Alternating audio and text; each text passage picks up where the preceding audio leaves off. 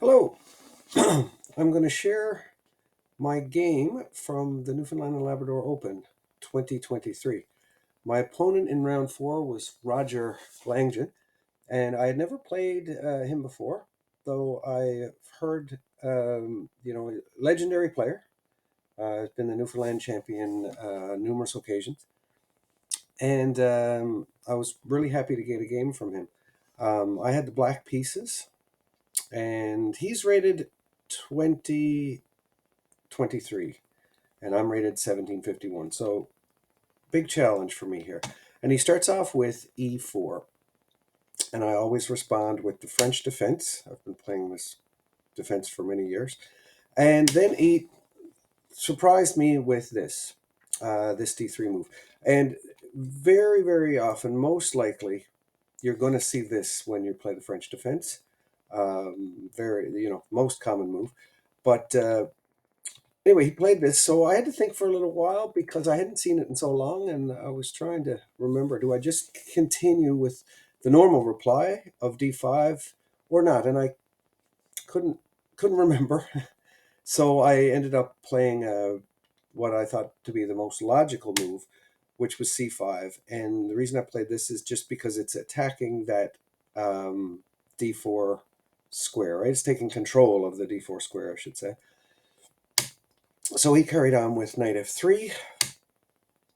I played d5, so that would have been my second move in a normal French.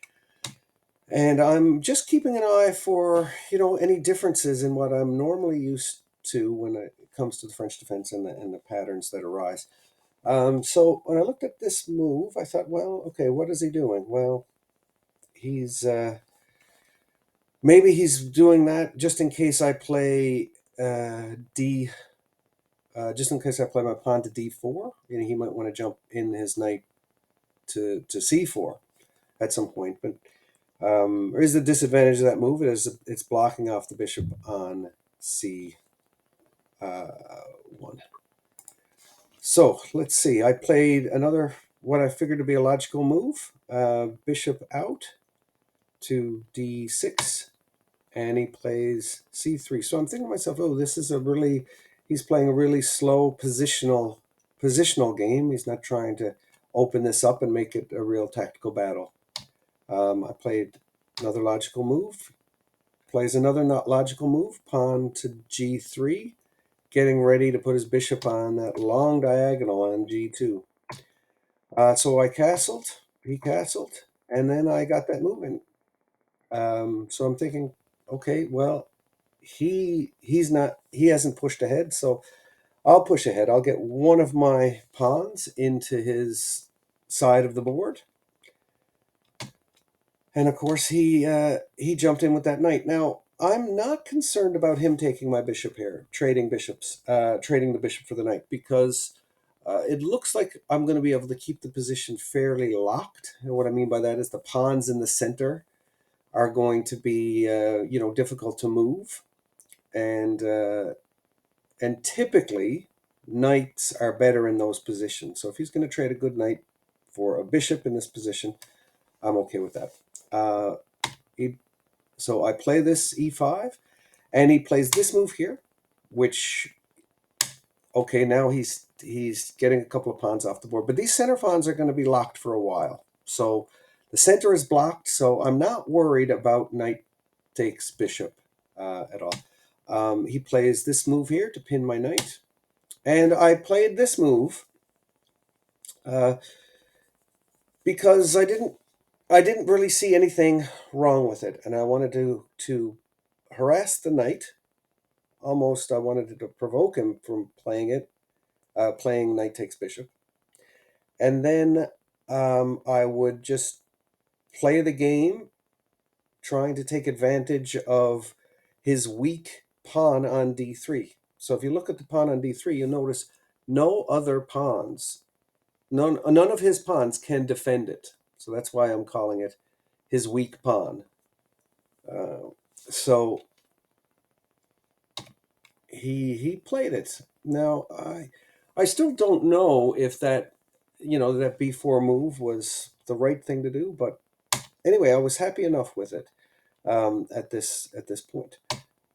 So he plays h3 again. He's playing really, slow positional chess. I thought the reason that he was going there is he might just want to put his knight on h2 to get ready to push the f2 pawn up to f4. But he didn't do that in the game. Anyway, my reply was a5. Um, I'm just thinking, well, let's gain some space over there on the queen side, and there's no possibilities of me losing these pawns. So let's get them rolling. I didn't think it was a bad thing to get them going. Didn't see any risk of overextending them. So he plays his knight, of course, but he plays it to h4 instead of h2, and I realized that, oh wow, he's got that square to jump in to f5, a knight. And I think I remember hearing, Gary Kasparov once said that a knight on f5 can be better than a rook. So I was thinking about that there, because at this point I was thinking about moving my light squared bishop to a6, and you'll see from the a6 square, I'm x-raying that pawn on d3. So I'm thinking, okay, well, maybe there'll be some, a future there, and also getting that bishop off the back rank connects my rooks, which is always a good thing, to have your rooks connected wherever they are, whether it's on your own back rank, or if it's on your opponent's seventh rank, where it can be very, very powerful attacking idea. So getting the rooks connected, but this move stopped me from doing that.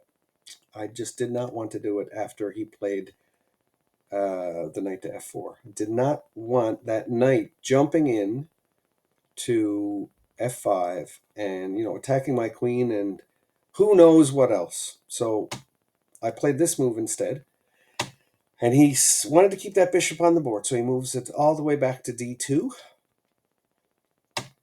And I played this. I was kind of thinking, like, this knight is making me nervous, so either go to f5 and I'll trade knight for bishop, or go back to f3. Basically, this g5 pawn is saying, stop making me nervous. So he plays it, and of course, I'm going to take that right away. So this position, after he takes there, I was nervous again about his bishop on g2. Just look at that bishop on g2 pointing down at my a8 rook. So I decided to move it, and I moved it here. Was not sure if that was the right idea or not, but I was even looking at long term. Long term, if my knight on f6 is traded, and my other knight's gone and my queen's gone, that rook there can defend my h6 pawn. So in an ending, my king might be free. So, it did have some long-term possibilities to be helpful there. But it gets it off, it gets it away from that bishop on g2. So he plays this move. I didn't consider this. But I thought I think he's looking for a way to defend his weak d3 pawn. So I played this move here, and he plays his bishop. So in this position, looking at this position right now, his bishop would be considered a bad bishop, because the bishop is not on the bishop is not on the colors, uh, where his pawns are not generally. Like, if you look at his advanced f5 pawn and his d3 pawn, that bishop is on the same color as them. So it doesn't, its pawns are limiting its spaces. So that's why we say it's a little bit of a bad bishop. However, in some ways, I do consider that bishop. It has some good, it has some good value because it is on that long diagonal. So it still has that scope. So if you're a higher rated player and you're watching this and you want to make a comment on my assessment of that bishop, whether it's a good or bad or a bit of both, I would appreciate that. That'd be great. Um, okay, so I play rook to c8 to try to defend my uh, defend that knight, and he plays his rook over to c1. Just we're both trying to get control of that file, that open file. An open file is a file that doesn't have any pawns on it. So there's one open file on the board. So we're both thinking, well, that's a good file to be in control of. So now I play this move. So there's part of me saying, what? Why? Why take his bad bishop for, you know, your good knight? But there was something instinctively told me that that bishop is going to cause me more problems down the road. It was a little bit of, it was more of instinct than calculation, to be honest. So he takes back with his queen, and I played this move. The reason I played that move is because if my if my rook on a6 starts to get into some action, I didn't want his bishop on d2 taking my a5 pawn. So that was kind of a move, again, I guess, looking ahead into the game. So he plays here, and I thought to myself, oh, he wants to double his rooks. He wants to take his rook on f1 and bring it over to c1. Um, anyway, I can't let that happen. I can't let him have control of that file with two rooks. So I played here, opposing, and he decides to take. And he jumps back over. So now he is really in control of the open file. He can't do a lot with it. So I move my knight back, and I'm preparing to oppose that open file. Open files can be really, really, really powerful. So he plays this move. Now, instead of losing a pawn, I'm going to have to play this f6, which, it would have been nice for me to be able to play it later in the end game if there was no pieces on the board. Sometimes you need to have an extra pawn move. It can help you. But anyway, I knew it would come down to it that I might need to move that pawn up and be ready for if I don't move the pawn up, I have to defend the pawn, because if h4 takes g5 and then I take back with my h6 pawn, then he's just going to win a pawn with his bishop on d2. So had to do it. And of course he takes, and then I just and then he takes and I take, and he moves his king up to uh, g2. So I think I know what he's doing. He wants to bring his rook. This is what I was thinking. He wants to bring his rook over to h1.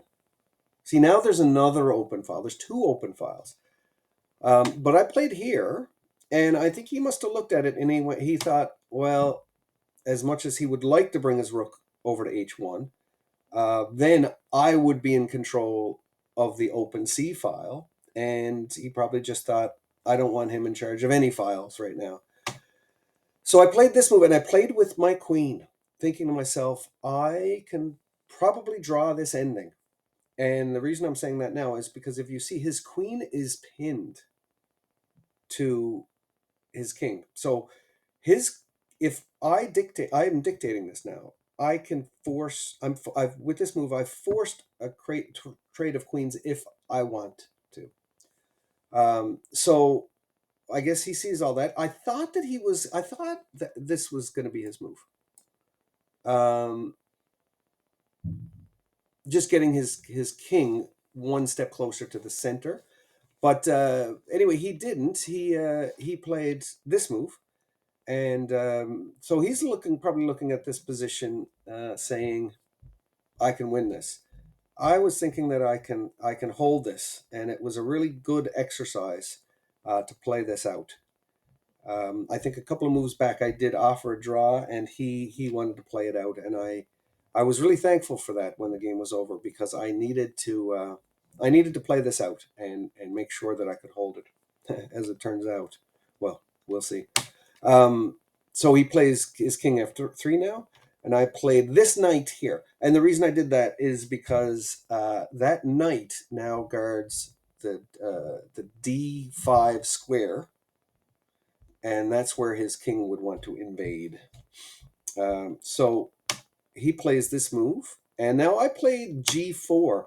And what that move does, it kind of now his king can't move at all, um, because it doesn't have any squares to move to. Um, so he plays this move here, and I know why he played this, because he wants to get his bishop into the action. So I'm kind of forced here to take. There's no, I mean, it's, if I move my knight to try to defend the pawn, he's going to do this, and now I'm just, matters are worse now. So what I did play was just this move here, and if he takes my a pawn with the bishop, um, then I'm winning, right? I'm going to get a queen back, and he's in big trouble. So um, he plays here, and then so I've got to move this pawn up now, because if I don't, he's going to take it. Or if I try to defend it with my knight, he's going to get my knight out of there with the king. So now he plays this, and he's threatening to take my knight, or does he want to take my knight? I don't know. But anyway, he's forcing me um, to do something. And this move here, of course, he moves his knight out of the way. If he doesn't, if he comes in with the king, then I play this move here with check. Now he doesn't want to go down a piece, so he's got to play here. And I'm winning. So he can't do it. He plays here to prevent that from happening. And then I played here. So I want to get my knight to take a pawn, really. I know he's coming down, he's going to put pressure, so I'm counterattacking. I was afraid that if I just hung back with my knight and defended, that that he would be able to win. That he would be able to, either put enough pressure over here, or then put much pressure over on my king side, or wander over with his king, take my a4 pawn, and then his other his a3 pawn would be off to the races, and then I'd have to give up my knight for that pawn. So yeah, so he plays this move now, and I take, and he takes, and now I'm jumping up there with my knight to try to get some counterplay. I'm thinking counterplay is the way for me to draw this game, not being back and defending. So he moves this move, and this was a good move, and I played this move here to go ahead and try to take the pawn on d3. He moves his king in to prevent that. Then I move my king to f7, and he plays this move here. And what I played next was this move, knight to e2. And my idea is, I'm looking at bringing the knight to the g3 square, checking him, and then he can't defend the pawn on f4, so that's kind of a threat, right? He has to move his king away, and then I win a pawn. And winning a pawn, any pawn trades now, or anyone winning a pawn, or if I win a pawn or I trade a pawn, I'm getting closer and closer to that draw. And he wants to try to keep pawns on the board. So he plays this because I think he's thinking, he needs to keep as many pawns on the board as possible. That's typically the end game theory here. However, we did talk about it after, and I do believe that this would have been close to winning because he has this move, and now I don't know. I don't know. He's up 2 pawns now, so that might have been a win. But we were this is the fourth round, and there's no one else playing at this point in time. It was long into the game. So he played this move, which was likely a mistake. Not losing the game for him, but could have won. And then now he sacrifices his bishop. I play here, and he plays here, and now he's traded 2 pawns for his bishop, and this is theoretically a plan, right? When you're in an end game like this, look at how far away my knight is. Let's get rid of his piece, and then try to get one of his pawns across. But I did have enough resources. I played here, let him have another pawn, because I'm going to now take his A3 pawn. I take his A3 pawn with check. He attacks my knight and my pawn, and I play here with check. I could have also played here, and then, of course, if he takes my knight, this pawn is going to queen. But I was so tired that I said, well, don't do that. What if you're hallucinating? So instead, I played this move, just to be on the safe side. I could see that a little bit better. So he plays king a4, and now I played knight to d4. And what happened? We agreed on a draw here, but just to take you through it, if you're ever in a position similar to this, it's a knight for 3 pawns, and it is equal. But it's only equal because my knight's in a good position and my king is in a good position. If my knight was somewhere else on the board, if my king was somewhere else on the board, then these pawns would easily decide the issue. But right here, this is all good. So what can he do? So he's losing 1 pawn for sure right away. Whether or not he pushes it and then I take it, or if he tries to get his king to support his d3 pawn, I'm going to take this. Okay, now he's got his king over to support the d3 pawn, but now I have this move, and now there is nothing left that he can do to prevent a draw. If he moves the pawn, I'm going to trade the pawn for the knight, and now it's a draw. If he doesn't, if he tries to be, I guess, aggressive, then I will just play over here, and if he plays aggressive, I'm just going to be patient, wait for that pawn to march down the board, and then I'm just going to sacrifice my knight for the pawn, and then it's over. So that is, that is basically how it ended. Okay, so let me get. So that is how it ended. So thanks for watching, and if you have any comments, I would love to hear them. I know there was a lot more deeper stuff to this game, but I'm trying to keep my channel primarily for the novice player. So I hope this was a good explanation from a novice point of view. And again, please share your thoughts in the comments.